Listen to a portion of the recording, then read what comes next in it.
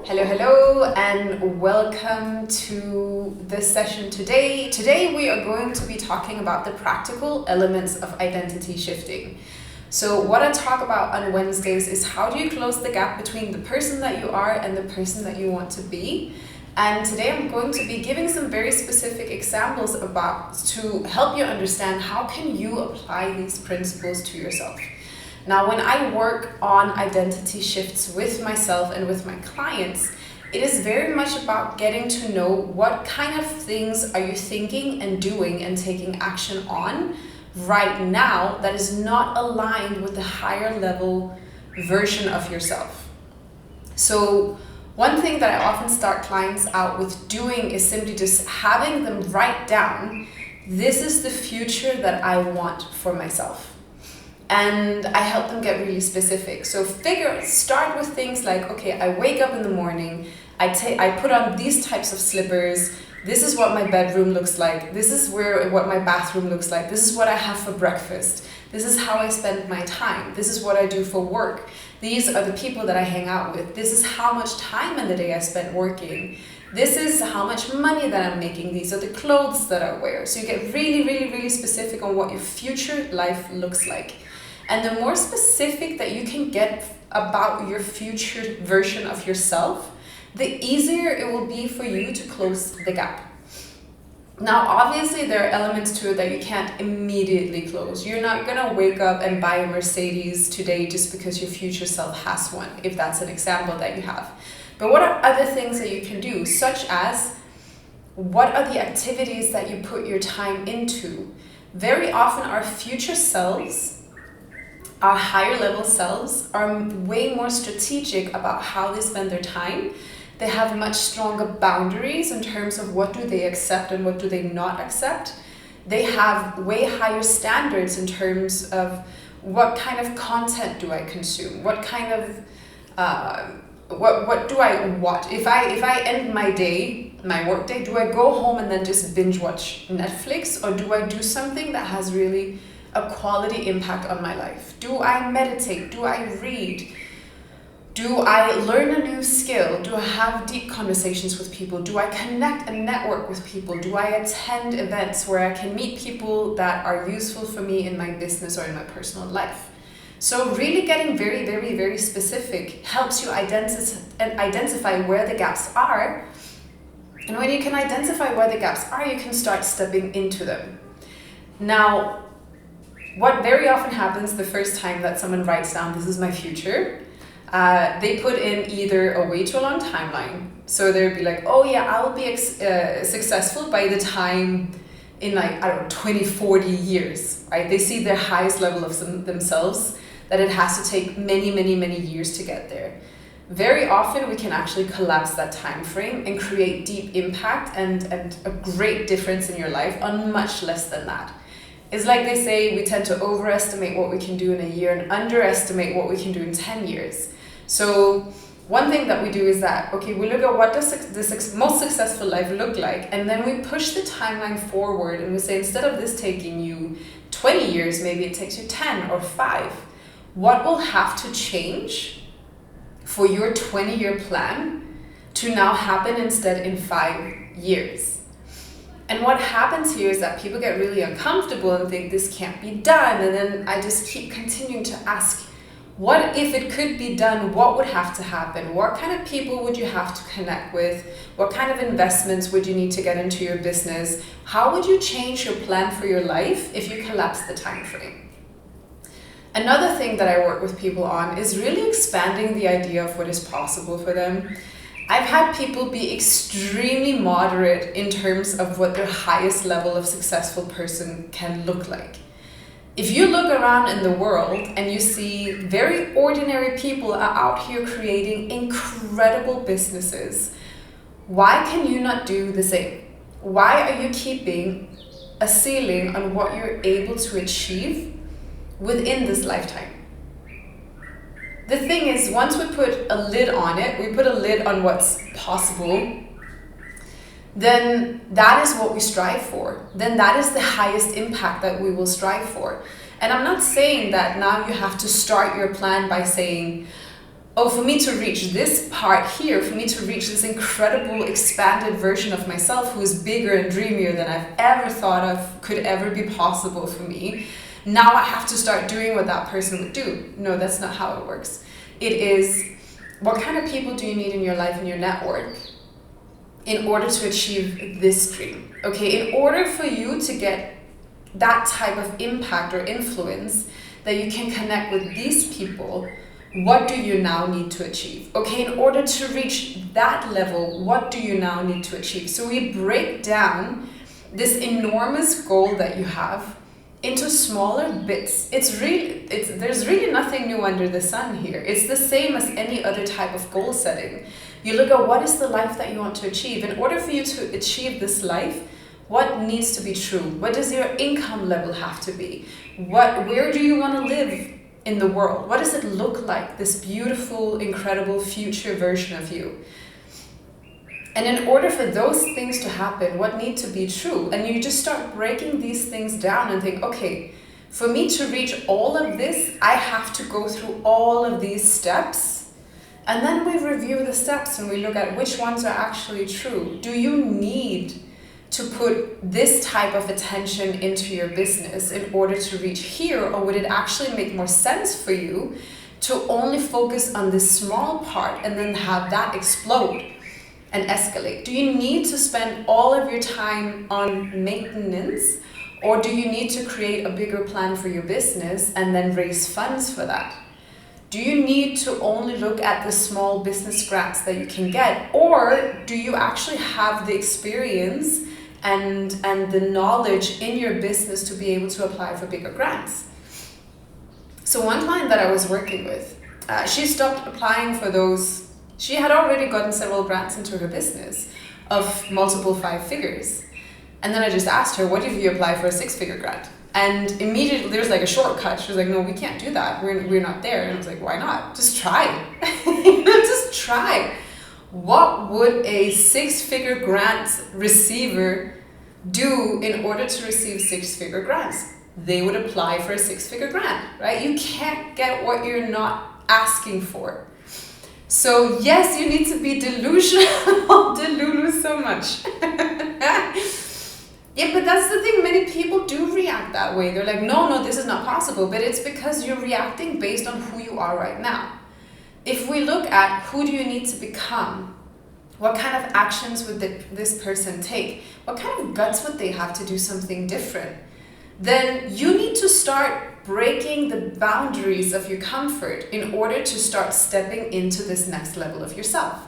So the thing is, it's not just about, oh, I'm going to read this book and I'm going to be a new person. No, you need to do things that feel very counterintuitive to you right now in order to step into the person that now that becomes the norm for them. And guess what? Once you've received one 6-figure grant, there's nothing that's stopping you from getting the next one and the next one.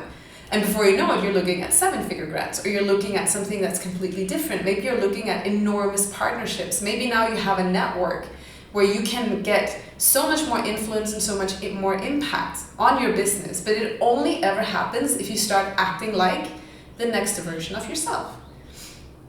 So if you know that, okay, in the future, I want to get 6-figure grants into my business, start looking at now, what does it take? What are the requirements, right? Because when you go look up these grants, they're going to say, this grant is for businesses that fulfill these criteria.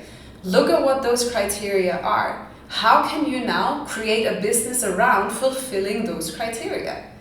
It's the same as I had another client who was just constantly doing small offers. So they would go to it's almost like there was like an umbrella in the system that they were serving. So you have the government on top, and then you have some institutions in the middle, and then you had like single shops at the bottom. And they were selling directly to the single shops. And I said, this doesn't make any sense. Why don't you go up a level or 2, and then you sell the product up here, and then it escalates, it ripples down. You shouldn't be doing all of the hard work when you don't have to. You don't have to sell to them individually. And this was a person who was kind of struggling to make payroll. It's like every month it's like, oh no, we need to meet these minimum targets. How about you set an enormous target, and then you figure out what is it going to take to work with a whole institution. And let's say in Rwandan terms, instead of going for the individuals, can you go at district? Can you go at province? Can you go, what level can you start selling at in order to really trickle down your product into, it will still end up in the same place. But now instead of selling 1,000, you sell it once. You sell it once and you're still serving the same 1,000.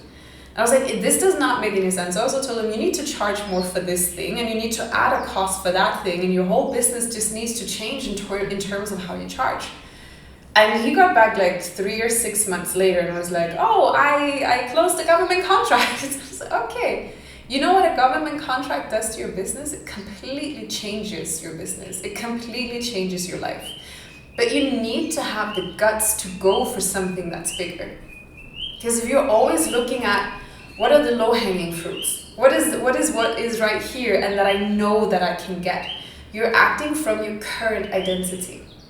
And if you're looking at your business as an identity as well, you have your business as it is right now, and then you start thinking about, what do I want my business to look like in the future? What would that look like in terms of what customers am I serving? What kind of team do I have in place? What investments am I making into the business? What is the business investing in order to expand? What kind of other things are we going to venture into? If you start looking at, okay, this is my future business, and this is where I am right now. In order for me and my business to jump from where it is now and up to here, what are the gaps that I can close the quickest? So this would sometimes mean getting team members that you don't feel like you're ready to add to your payroll, right? Getting the support that you need in order to expand and in order to grow. Or if you have shops, let's say you have physical shops, what will it take for me to open up more shops? How can I take the concept that I already have in this one shop and I can copy paste it into others? What would need to be in place in terms of systems, in terms of processes, in terms of onboarding and policies and induction and all of these different things that makes this shop work? How do I start buying bigger bulks of whatever it is that I'm selling, right? So if you're looking at your future business or you're looking at your future self, get really, really detailed about what you want that to look like, and look at, what am I doing, what am I thinking, what am I believing, what does my daily life look like that is not aligned with this one over here. And if you do these reflections every single day, then you start noticing, okay, here's the gap, here's the gap, here's the gap. If you start really paying attention to, oh, I'm having these thoughts, those are not aligned with my future self. This way of being really, really careful and clinging to safety and comfort is not aligned with my future self. What can I do to break this pattern that I'm in right now in order to quicker close that gap? What can I do with my business right now to start at least preparing for a jump? What can I put in place? If you want grants, start looking at what are the different grants that are out there and what are the requirements in order to even apply. And how can I put, many grants, they want policies, reporting, there's a lot of paperwork involved with it. How can you make sure that you're already prepared now to get those grants and provide that type of paperwork? The best thing, when it comes to grants, anyone who gives a business a grant, an entrepreneur a grant, they want most of all to make sure that that money is spent well in a way that expands the business and has a positive impact on the community. They want a great case story. They want to be able to say, we put money into this business and they tripled their revenue, their impact. Now they have, they tripled their staff. They did, they want case stories. So how can you make them believe that you and your business are going to give them the case story that they want? And this really comes down to everything. Anything that you want in life and you want something for someone else, make sure that you do everything you can to make it worth for them. Think about, what is the value that I am creating for this person? What is it truly that they want? right? If you want to sell someone a gym membership, you're not selling them a membership to go to the gym. You're selling them the health and the body that they want associated with going to the gym. How can you have them future pace what they're going to look like, what they're going to feel like after 6 months of going to the gym? How can you set up a system that makes it more likely that they achieve the goals that they want to achieve? And how do you really speak to the emotion of being able to show up like that? If you are selling, let's see, what is a good example? If you are, I always go with gyms because it just came from the gym. Can you give me some examples? Yes, you do need to learn how to sell bulk. You learn how to sell bulk by figuring out who wants to buy bulk. Yes, memberships is a great idea as well. If you already have, how can you sell more of the same? If you have a consumable that people are going to need and they don't have an immediate expiry date, how can you have them just subscribe? I have a subscription to my protein powder. They automatically send me new protein powder every 3 months because they know I'm gonna have it anyway, right? And they give me a discount. If you sign up for the subscription, you get a discount. They just automatically send it to you and then withdraw it from your account. If it's something else, figure out where is my ideal audience, my ideal client. Where are they based in a group? So if you're selling something that a lot of people would want, let's say you're selling protein bars. I know that I'm going really hard on fitness stuff right now, I'm so sorry. It's so easy to talk about. If you're selling protein bars, instead of selling one protein bar to one person, go sell it in bulk at the gym. And then say, if you sell my protein bars to your members, you're gonna get a commission. And we're gonna look at, how many have you sold by the end of the month? Or they just buy it at a discount and sell it to their clients at the full price. So yeah, you definitely need to apply that. Where can you sell more, especially if you're selling a physical product? How can you find one entry point that will buy a lot of products? I'm saying books because I'm reminded of the story that Myron Golden talks about. He says that he sold 100,000 copies of his book to one business. He found one guy with a lot of employees, like a ridiculous amount of employees that needed this book. Or even it might have even been they wanted to give it to the partners or whatever it was. But that guy had access to a lot of people who wanted that book. So he bought, instead of buying one copy for $10 or however it is, he bought 100,000 for something like $3 each. So he closed a sale of $300,000 selling 100,000 books in something like 45 minutes. So where can you take a product and sell it to an entry point that will just buy your stuff in bulk?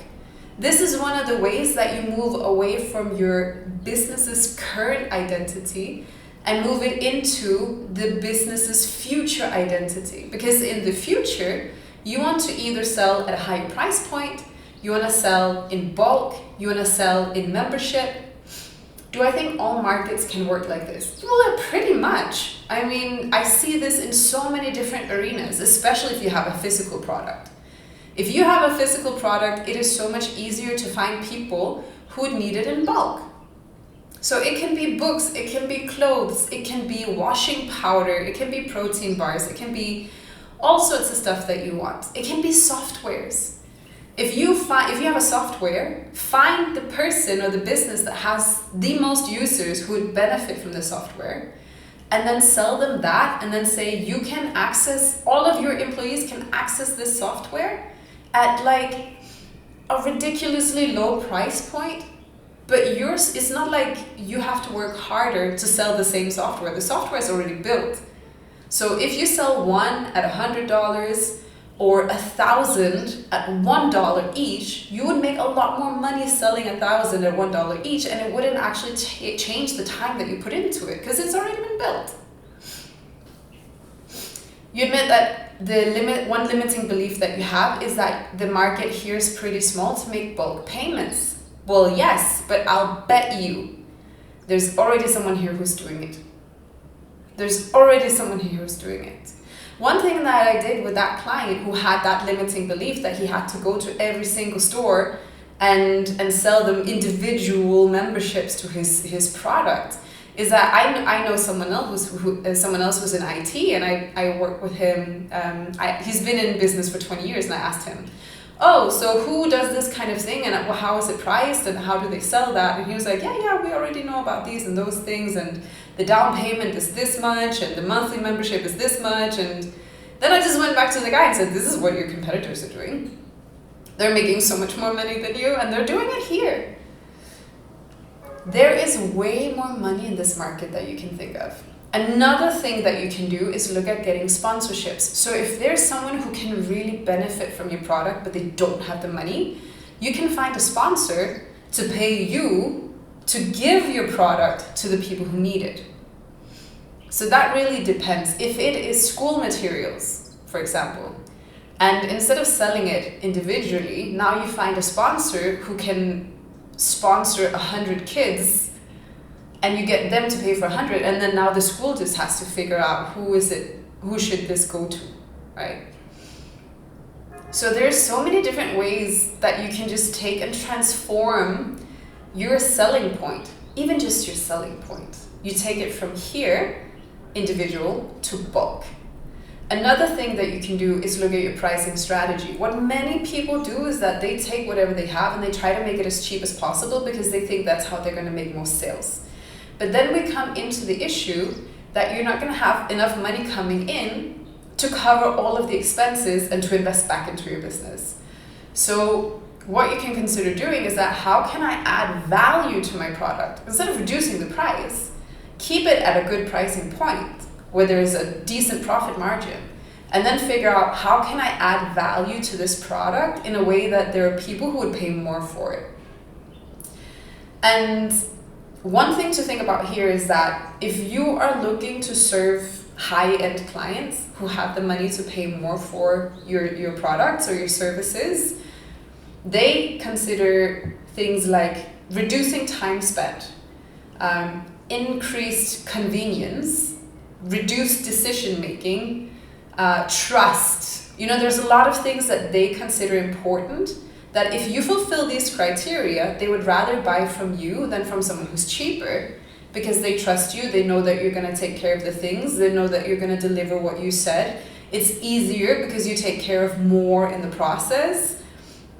They don't have to spend as much time, they don't have to spend as much energy. So how can you create something that serves someone who's willing to pay more for increased convenience, reduced time spent, reduced energy spent?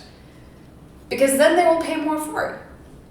So that's again looking at the identity of your business. Maybe right now you're focused on single sales at a low price. How can you now look at bulk sales and or increased pricing? How can you make it more convenient for your customer? How can you make sure, and this is especially comes down to customer service, customer care. How can I create a business that people want to work with so much because they feel so well treated? They feel like it's just a blessing being able to work with you. How can you provide so much value, such high level of service that these people just want to come back just because they want to be in the space of that thing, right? That thing you're selling. It's like I have an energy healer. She's incredible. And how she makes me feel, I know this is not for everyone, right? Not everyone wants an energy healer. I absolutely love my energy healer. The service that she provides, I'm like, I want an energy healing every 2 weeks. And she doesn't offer you that because she doesn't want to do more than like one per day. And she has so many clients, she's so oversubscribed. She has so many clients who are like, I want an appointment. And she doesn't want to open up appointments too far into the future. So she will let you know, oh, you can have an appointment. Like I've opened up for new appointments. You can get one at this and that time. And sometimes I have to wait months in between getting a session, even though I would literally pay to have one every 2 weeks. Because she's just like, oh yeah, her product is incredible. Her service is amazing. She makes me feel so good. And now she has so many people who want to feel as good as she makes them feel. And then she reduces the amount of supply, right? That's another thing to really drive up demand. If there's that tension that people want more than what you're actually offering, now you can increase your prices. Now you can just like sit back and people are going to be there. You're going to have like a line around the door if there's a limited supply. And obviously this has to come with the experience. It has to come with the value, the service. It's the same as when you have, let's say you have a cocktail bar and there's like 10 seats in there and the service is impeccable. It looks absolutely beautiful. The music is good. The cocktails are amazing. But you only have 10 people at a time or 10 tables at a time of like 2 people each. And it has that vibe. People just want to be part of it. You're going to have people who are standing outside waiting to get a table, right? Yeah, so, okay, it's a dream for you to see your business that's booked for 6 months. Great, yes, you should put that into your description of your future business and then start describing what is that going to look like. Bulk option for services, it really depends what type of services it is, but I would say something like finding corporates, finding businesses that want what you want. So when I do trainings, for example, I would target corporates because I know that they have already a group of people that I can pull into one training instead of me trying to set up a training and then go and pick 10 different people from around. It's a lot more work for me. But if I just go to a corporate and I'm like, hey, I have this training, you can put up to 20 people in it, and this is the price point, then I only have to sell it once. I don't have to sell it 20 times. So it depends on what your service is, but there's usually always someone. If you, let's say you have a massage parlor, you can set up a subscription for, again, a corporate. Now these corporates can then provide that service to either their employees or maybe even partners, as gifts, right? You can bulk sell gift certificates so that they can provide that service. So just get creative, thinking about what is something that I can sell that one person will pay for many. Let's say you have something that is targeting kids. How can you go to schools or what are they called? These places that put kids together and then they all play in the same place, right? So parents can go and dump them for a bit, so to just get entertained and supervised. Go to places where you can sell your services to someone who would be very happy to buy many of them. And it's literally just about getting creative. And then create an offer that makes sense. Sometimes it's even maybe you're gonna sell it through someone else, right? So it's the same thing. If you have a product, you would sell it through a supermarket, and then the supermarket would take a commission of a couple of % of each of the type of products. There's a lot of different types of places that you can sell your physical product by just placing it somewhere and saying, okay, I give you 10 of these. For each that you sell, you get $2 or $5 or however much it is. Now you have someone else selling it for you. You can find partners that would do the selling for you if you give them a commission. You say, this is my product, it's $50. For every one that you sell, you get $5 and I take the 45. So figure out what kind of partners you have that could do something like that. If it's in tourism, you can go to hotels, you can go to restaurants. If it's, you can go through Visit Rwanda, right? So it really, really just depends on find that thing that you can sell, and then figure out how can I reach a much bigger audience. This can also be in your marketing services.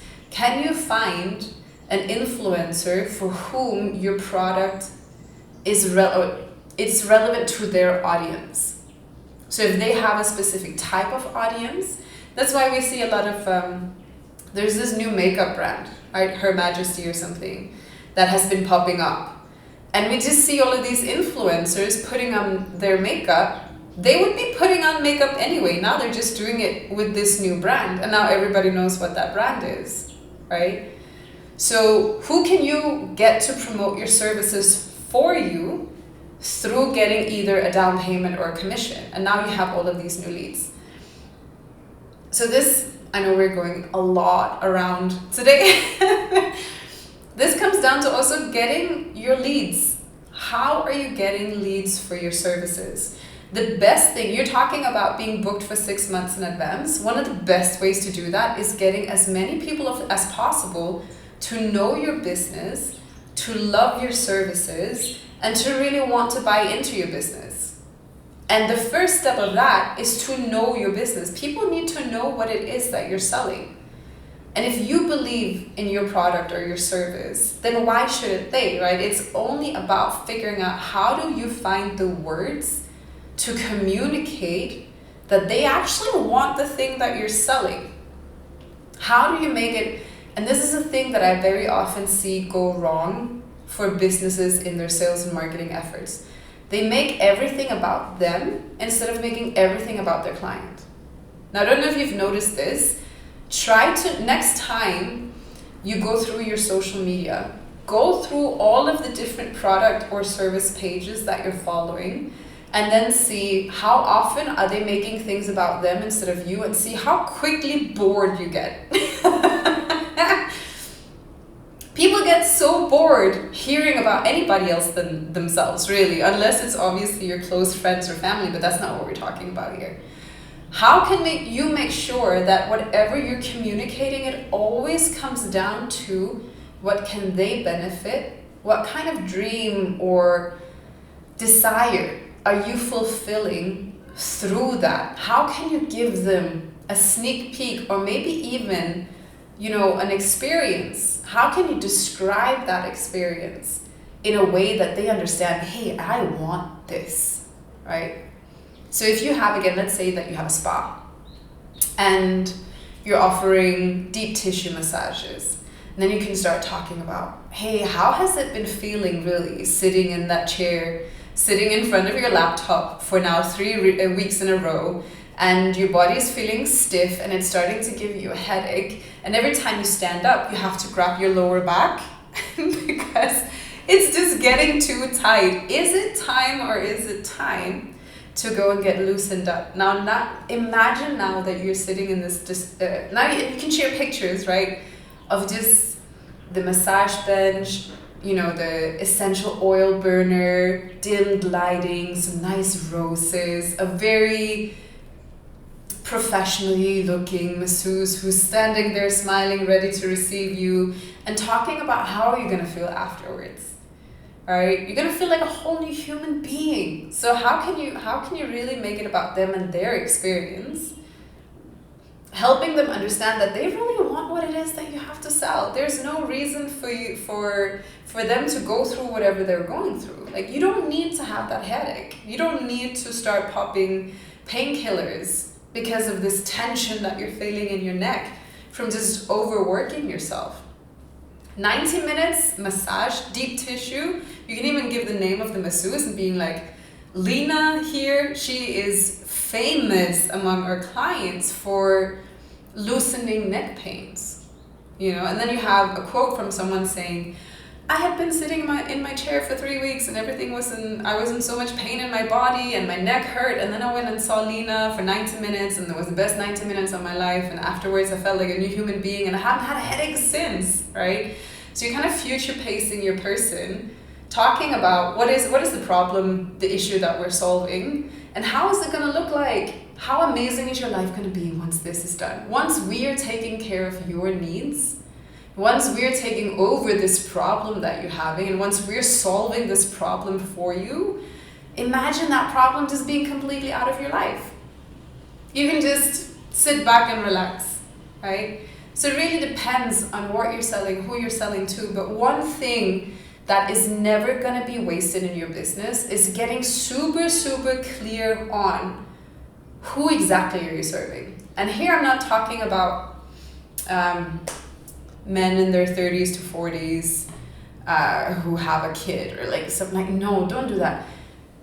You are serving people let's use still the masseuse as an example. You're serving people who are high achievers and they spend all of their energy putting into their work, and they're so passionate about what they do, but they end up sitting bent over their laptop for 12 hours per day, and they never seem to prioritize themselves. They always end up prioritizing their business, and then they go home to their families. And what they really, really, really need is just to release that neck pain, right? If you get that type of specific about your audience, then you figure out a way to talk to them. You figure out how to describe the problems that they're having. You figure out a way to really cater to the needs and describe it in words that they would use instead of just saying stuff. Get to really know those clients. And not just the clients that you're serving now. Talk to the clients that your next level dream business is serving. So maybe what you need to do is go visit some embassies or some of these international organizations that have a lot of staff. Maybe the staff needs your services. If they need the services, why do they need your services, and why would it make sense to sell it through the organization instead of selling it directly to them?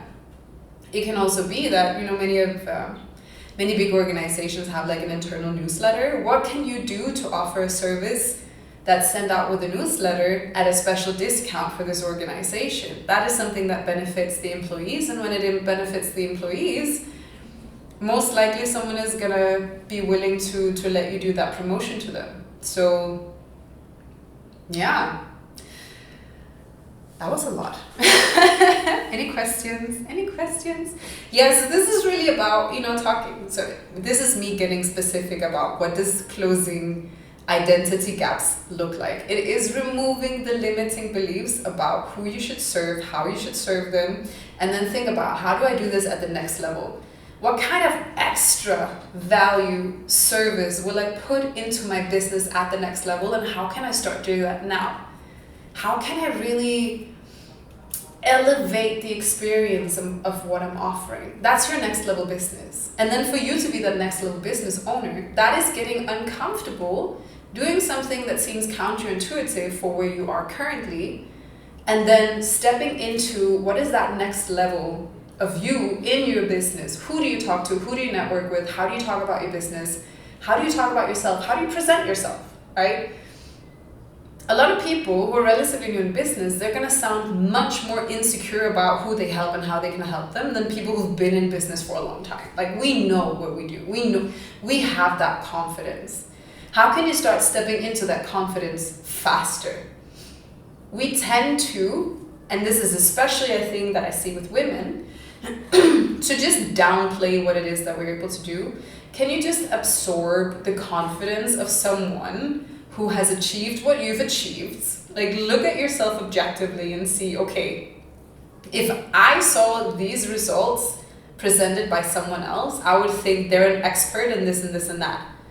Just start being the expert. You're already the expert, but start owning the expert in you. Start feeling like the expert. Start reminding yourself of who you are and what you've done. And then start stepping into that version of you who can own the business at that next level that you want to step into as well. Okay, I feel like that might be it for today. That discussion with your next level business, how does it go? Is it more like a survey, selling them an idea? So this is about you getting really clear on what does your, if you look at your business and you're like, this is the dream version of my business, what does that look like? What kind of person are you serving? What kind of level are you serving at? What kind of quality are you serving with? What kind of people are you selling to in terms of both being able to sell in bulk, selling at a higher level?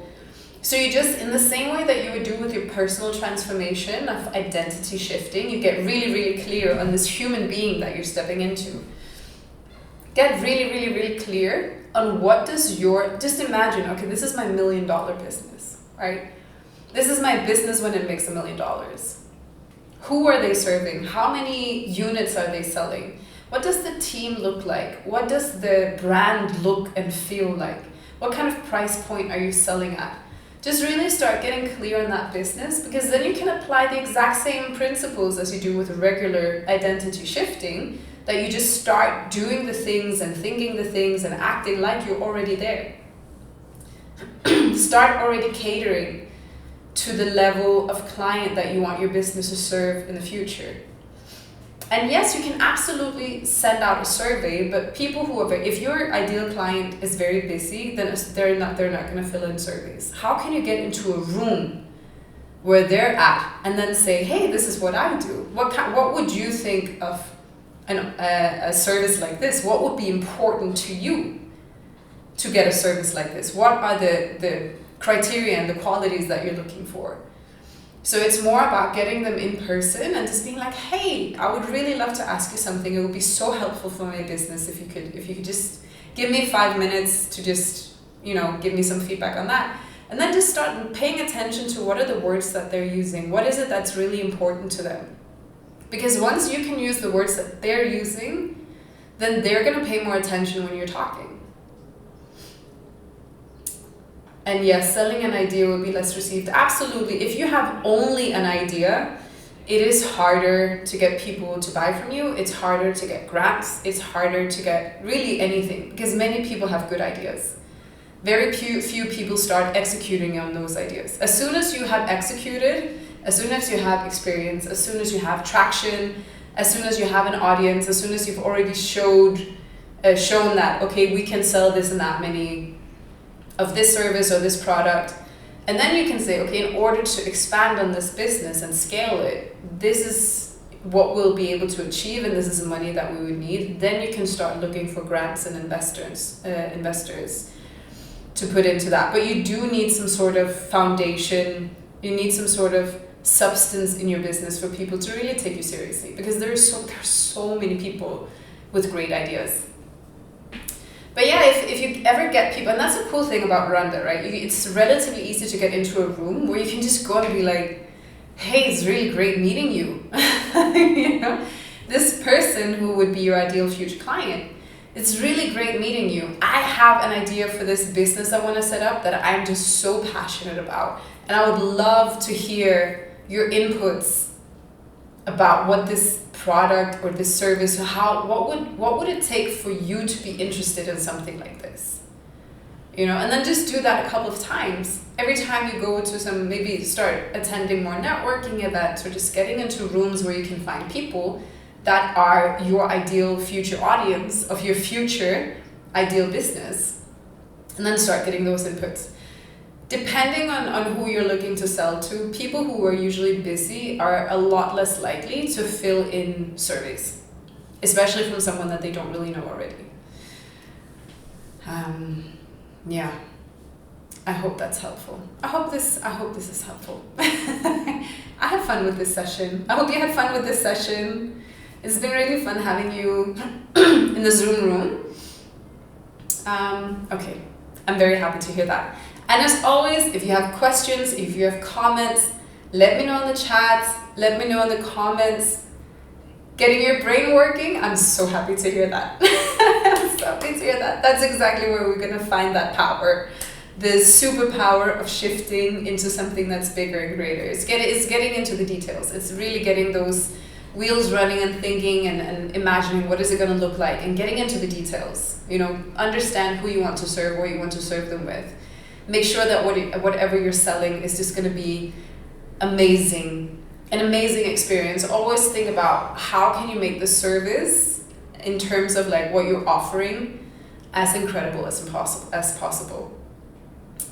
Because that's what's going to pull people. When people feel really well treated, when they love the service, when they love the treatment, they will come back to you even if someone else is offering the exact same thing but cheaper. So you can do so much to really package what you're offering in a way that people just love working with you. So thank you so much for today. This is fun. I enjoyed it. If you have questions, if you have feedback, if you have anything, if you have future topics that you want me to cover, if anything wasn't really clear, let me know in the comments, let me know in the chat, send me an email, reach out on Instagram. I would love to hear what you have to share. Thank you so much. Bye.